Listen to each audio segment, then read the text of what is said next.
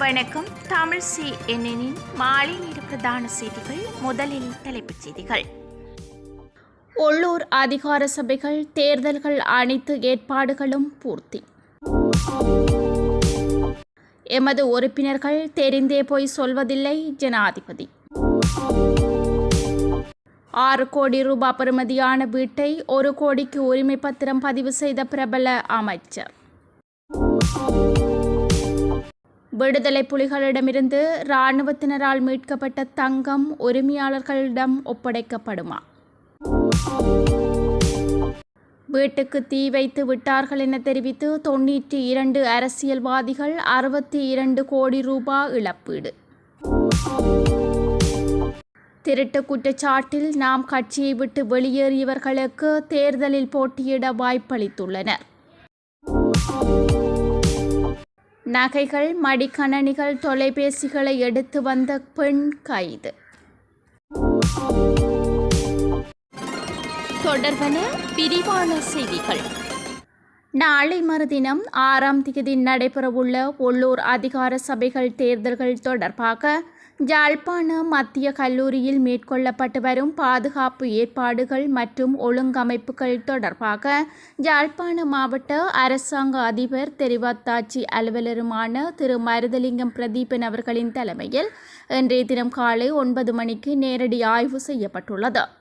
இக்கள ஆய்வில் பாதுகாப்பு ஏற்பாடுகள், மண்டப ஒழுங்குகள், போக்குவரத்து, பொது வசதிகள், நலோன்பாய வசதிகள் மற்றும் மின்சார வசதிகள் போன்ற விடயங்கள் ஆய்வு செய்யப்பட்டதுடன் எடுக்கப்பட வேண்டிய நடவடிக்கைகள் தொடர்பாகவும் கலந்துரையாடப்பட்டு தீர்மானங்கள் எடுக்கப்பட்டது.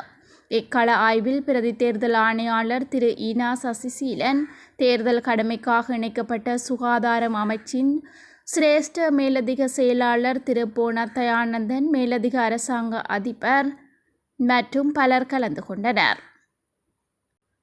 எமது உறுப்பினர்கள் தெரிந்தே போய் சொல்வதில்லை என ஜனாதிபதி அனுரகுமார குறிப்பிட்டுள்ளார்.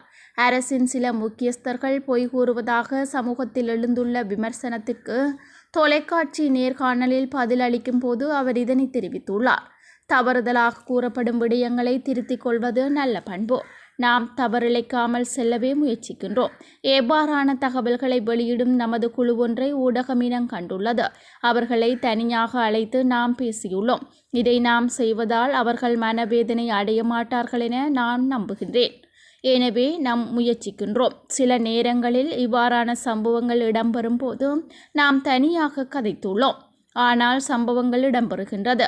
அவர்களில் சிலர் புரியாதவர்களாக இருக்கின்றார்கள். மேடைகளும் புதியது.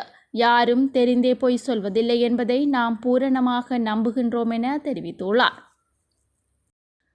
திருட்டு, மோசடி, லஞ்சம் என்பன கடந்த காலங்களை விட இன்று அதிகமாக இடம்பெறுவதாக சமகிஜன பலவேகவின் நாடாளுமன்ற உறுப்பினர் சமிந்த விஜயசிறி தெரிவித்துள்ளார்.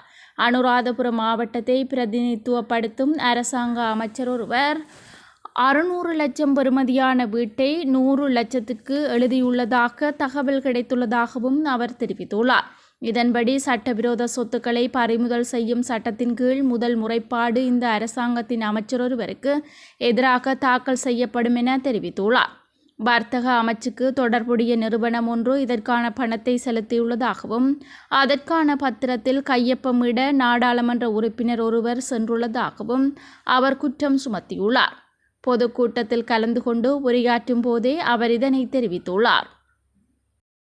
விடுதலை புலிகளிடமிருந்து இராணுவத்தினரால் மீட்கப்பட்ட தங்கம் உரிமையாளர் இல்லாவிட்டால் அதனை கொண்டு தமிழர் பகுதிகளுக்கான அபிவிருத்திகள் முன்னெடுக்கப்படும்.